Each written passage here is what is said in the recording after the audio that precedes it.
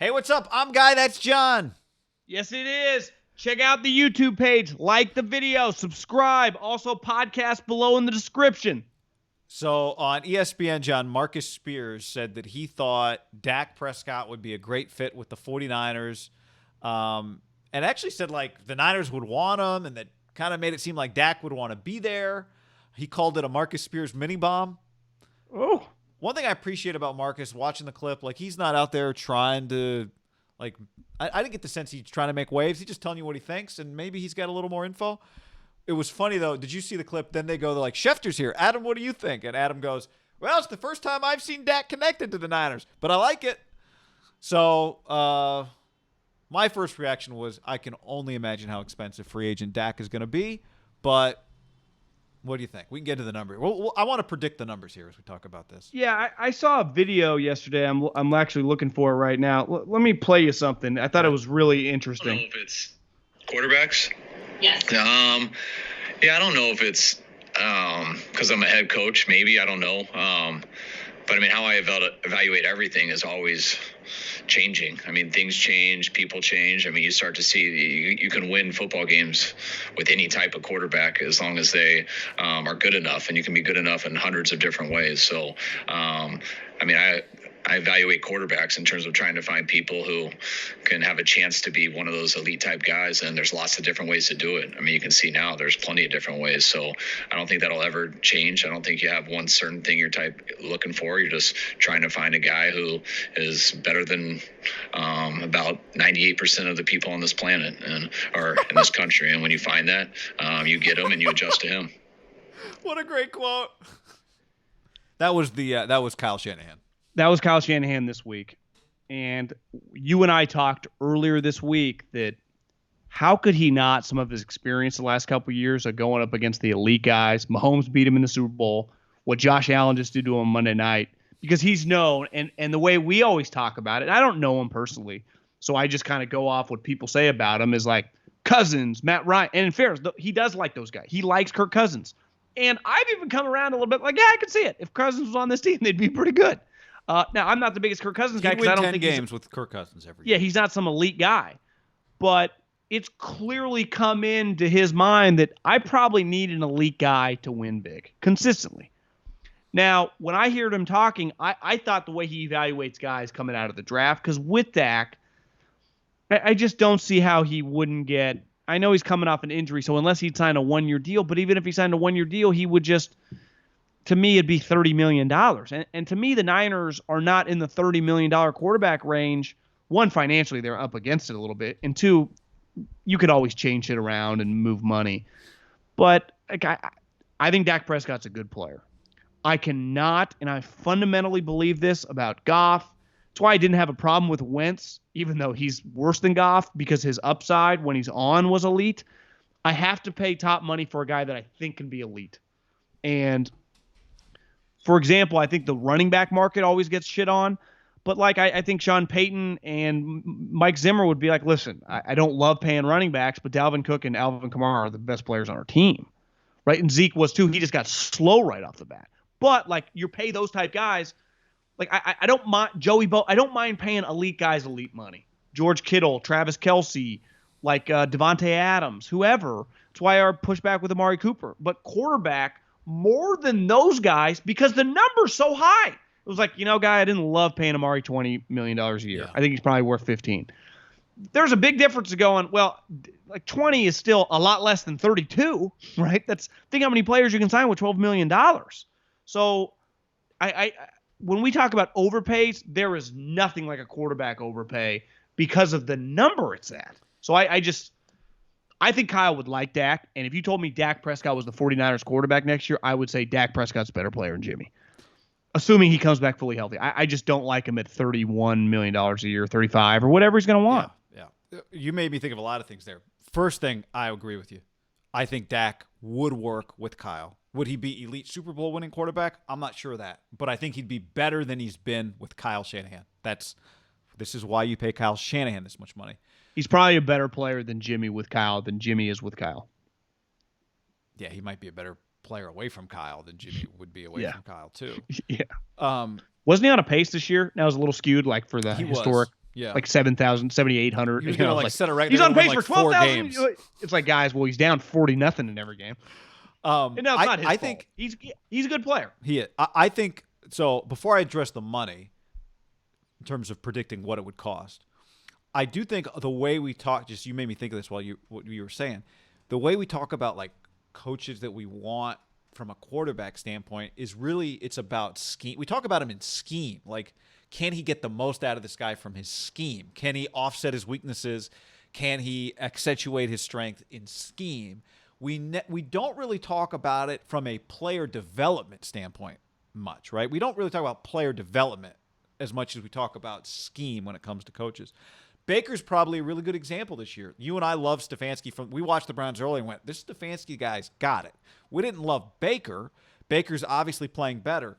That might be a combination of scheme, and it might also be player development. Like Baker going down the road that the Browns were going down as an organization, maybe that was a disaster, and now he got his Harbaugh, and maybe he'll be better than Alex because he's certainly younger. He might have had his kind of career intervention at the right time, and maybe from a scheme standpoint and a player development standpoint, Stefanski can change the direction of Baker's career.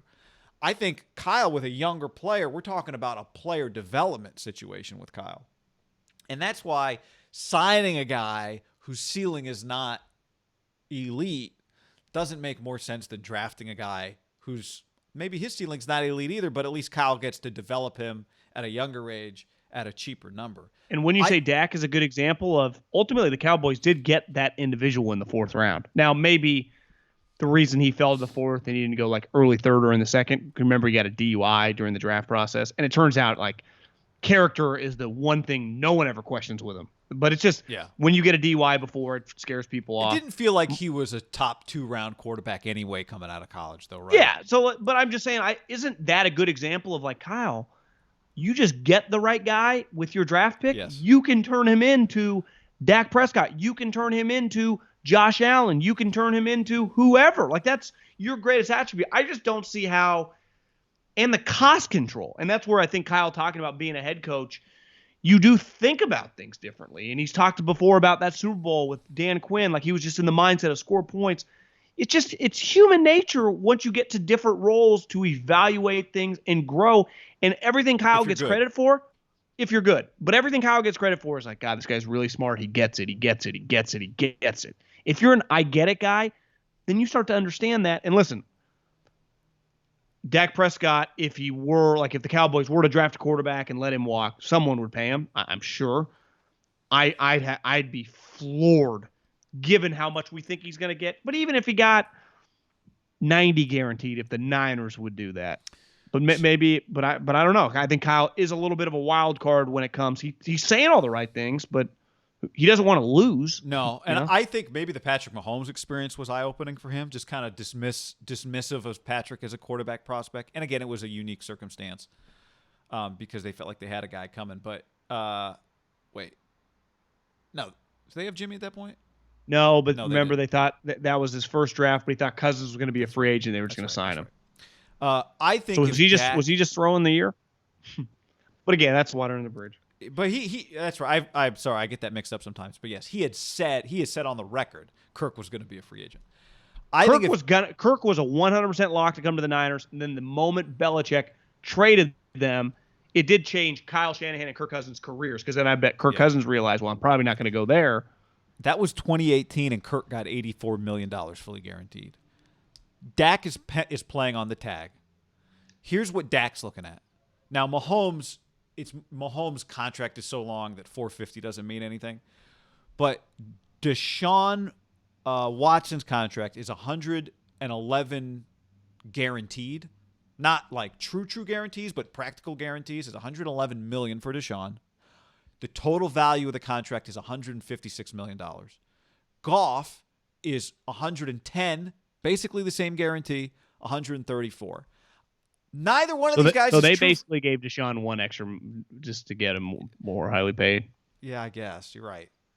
Neither one of those guys was if we're talking about a true free agent, 28-year-old Dak, I think my guess would be is coming off a pretty horrific injury. He's coming off an ankle injury, but my guess, John, would be I think he'd get in the 150 to 170, 115 to 120 guarantees. So you're talking like $33 million a year because he's on the tags 35 basically. So let's just say, I think it's fair to say, even if you didn't get too aggressive, that if Goff got 109 and he got 110, that Dak could get 111 and 160 or whatever. Yeah, and right? that's where I'm guessing he'd get 115 and 160 exactly 115 and 160, which would be like 32 a year. Well, and for example, Jimmy Garoppolo got 70, so that would be 40, potentially $45 million more in guaranteed dollars. And I think everyone was saying, God, Jimmy got a lot. Like, that's a lot of money, guy. This is where I get back to, I don't like paying premiums for non-premiums. And Dak is just not a premium. He's a good player. When I view Dak, like, I'd love him for 20. It's like, I don't mind Jimmy for 20, even though I like Jimmy less for 20 when he doesn't fucking play. Like, I like Derek. At the end of the day, whether the Raiders make the playoffs or not, Derek is on a pretty fair deal, what he gives them back. He's not a super elite guy, but he clearly produces at a level. Like, it's just a win-win for both sides. I think immediately the pressure on Dak then to be an all-star, it gets really difficult. Yeah. And at the end of the day, you'd be like, well, look at these numbers he was putting up before he got hurt. From a passing standpoint, he had Amari Cooper, CeeDee Lamb, and Michael Gallup. Like, that's, for all the Cowboys' faults, their wide receiver lineup is not an issue, right? Well, here's what we know right now, right? No, exactly. Or their offensive line. Would he play on a better – there's no chance any team he'd go to would have better wide receivers than him, unless he went to Alabama. Exactly. You beat me to it. Here's what we know about the Niners right now. Their quarterback needs to be one of two things: elite or cheap. Those are the two options for them. Because it's not about winning 10 games anymore. Because above average and premium expensive doesn't make much sense for them. Doesn't help them. Because their roster now is. That's where I push back. I think teams would really like them, and the market's the market. I do think it could be a little more complicated, just as the smarter GMs get involved. Like, would his market be as crazy as you think? But John, I'm not saying he would not get paid, but are we sure he'd get coming off an injury? It's true, but what we just named, that's what he'll. But Deshaun and Goff, for example, were the franchise quarterbacks. They weren't leaving. They were taking care of. If he re-signs in Dallas, that's what he's gonna. Well, maybe now it changes. But I'm just saying, like, he could conceivably sign that contract that we just described in Dallas without being a free agent. Yeah, he could. On the tag, he could sign that contract. Yeah. I kind of expect him to, honestly. Which honestly, it would work better if he does, because he'd go, well, I just got 30 for a tag, or 28 or whatever the number was, plus my 115.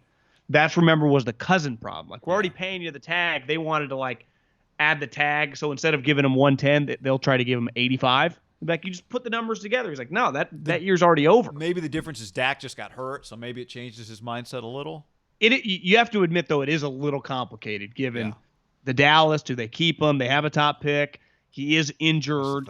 I think people around the league, and we've seen that Sando article, like but don't love. He's not like it's not like if Deshaun Watson hit the open market or Russell, it'd be like, oh my, it'd be like Mookie Betts or LeBron James.